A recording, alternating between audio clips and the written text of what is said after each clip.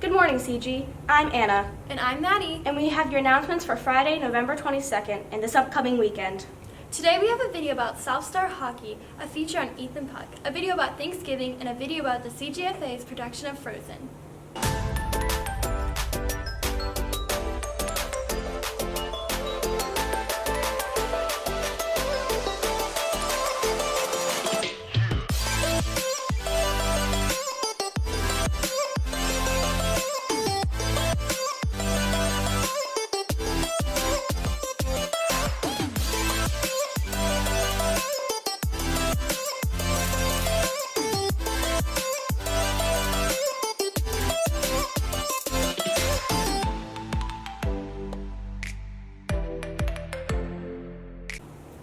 With fall sports coming to a close, the winter season has begun for many sports. That includes a sport not found at CG, hockey. The South Star Hockey League began their season in September and are now in full swing with many CG students on their roster. Maddie Hanneman has the story. Center Grove is home to many different sports, but there are some that are played outside the school. The South Star Hockey League hosts many CG students who are passionate about the game. Well, I didn't want to play any more like travel hockey, so I thought the high school team would be fun. So I played there the last 3 years. I used to play travel up in Fishers for the team called the Indy Fuel, like the junior league. But I got tired of making the drive up and being home at 1 a.m. every morning, so I decided to play at South Stars. It's in Perry, so it's a bit closer.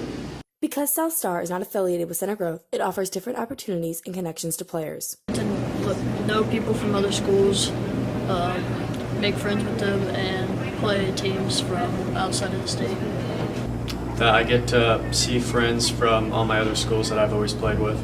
Hockey is a very physical sport, and this leads to many unique strengths and weaknesses. In practice, it's about getting faster with decision making and being more precise with all the passes and shots. I like shooting a lot. I'm more of a forward than anything else, so I like shooting and scoring. How fast-paced it is, how physical it is, and how competitive all the games get. No matter how different the teams are in skill, they're always super close. For more on South Star Hockey, check out the December News magazine. Thanks, Maddie. We have another installment of our student features, this time focusing on Ethan Puck, a competitive weightlifter. Jaden Reeves has a feature on this. Many students at Center Grove express their passions through social media. A senior here at CG, Ethan Puck, has a passion for weightlifting and likes to share his hobby through Instagram. So I created it as sort of like a training log to track my progress. It's really nice just like seeing the progress you can make and like bettering yourself. Ethan has won national titles for weightlifting and holds a lot of records as well. Last March I came in second at high school nationals, so I'm hoping for some redemption this year, but I won regionals last year, and like I won a local competition recently. Ethan has grown a passion for weightlifting and has had many new experiences because of his successes. Yeah, so I've got to meet like a lot of new people, which is really cool, like everywhere I've gone, so it's pretty fun. Thanks, Jaden. If you'd like to learn more about Ethan Puck, check out the news magazine, which is coming out in December. There they have a more in-depth story. Thanksgiving break is next week, and many students are excited for Turkey Day. However, many of you don't know the reality of the day's history. Miley Grounds brings us the real story behind the day. Thanksgiving is a classic, widely celebrated American holiday. But does it have more history than just a harvest feast between Native Americans and Pilgrims? CG teachers explain some of the common misconceptions about Thanksgiving. A misconception is that they probably ate cranberries or corn on the cob or pumpkin pie. That's probably not true, and that they didn't have probably a lot of these things. But it's possible they ate turkey. More likely, they probably ate deer meat. It didn't become a national holiday actually until 1789. So some 160 odd years later, George Washington, with the help of Congress, decided to make it a national holiday. I think one of the most common misconceptions is the relationship between the colonists, or the settlers, the pilgrims, and the indigenous population. It was a long line of,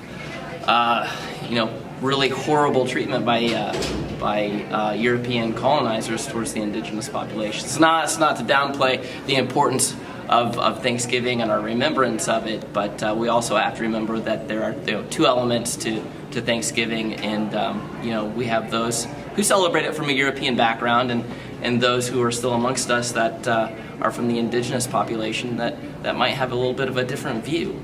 I would encourage you, if you want to know more about the indigenous populations, take a look at a couple of books. One is a book called 1491, and the other one is a book right here that I really enjoy, An Indigenous People's History of the United States, but it has a lot of really good stuff in it. Students have passionate beliefs about the holiday as well. I don't feel like we should celebrate Thanksgiving because it glorifies something like Native Americans. They didn't really want to fight the new Europeans that were coming over, so they kind of just presented a feast. So they're like, let's not fight, bro. I think that you just really have to remember what it's really about, not just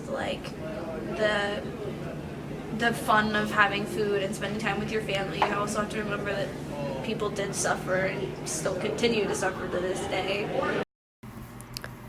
While there is more background to Thanksgiving, it can still be a time for family and rest. Celebrating Thanksgiving is, for me personally, it's just a time to get together with family and friends. One of those deals where not really over commercialized. You just kind of get together, break bread, quote unquote, and hang out together as a family. And I think that's kind of, for me, one of the big takeaways why I like Thanksgiving almost as well as any other holiday, just because of the lack of materialism that's in it. Have a great Thanksgiving break, CG, and take some time to remember the struggles that brought us the holiday. Thanks, Miley. This week, we took Tuesday off as a waiver day, while many Center Grove teachers attended the Red for Ed rally downtown. It was our opportunity to speak out to legislatures about what we are seeing in the classrooms and here at school. They have no idea. They don't live in the world that we live in on a daily basis. So when we can explain to them what our class sizes are like, what students are like, what kinds of needs they have, what types of supports they need, what that looks like, and why there is a need for more funding. Yes, it's somewhat about teacher pay, but it's also about smaller class sizes, getting students the help that they need, especially for the social emotional learning that they're not receiving. Why is it important that Center Grove participates is more so that we are part of a bigger community. So if we don't take our part and take action and be a part of that, how are we even helping as a whole? To learn more about the rally, check out trojunior.com for the story. The stage version of Frozen, one of the most popular movies of our generation, is being produced all over the country, from Broadway to right here in our community. Abigail Johnson brings you a story. Last night, Creative Grounds Fine Arts Academy's production of Frozen, which features many students from our school, opened. These students have been working since mid-September to make this show perfect. I auditioned for this show because I really like CGFAA and their atmosphere, and so I thought, let's try Frozen. My favorite part of being in Frozen is that we have these little family groups that we all get to be in, and we really get to know each other, and then just all of the people I met.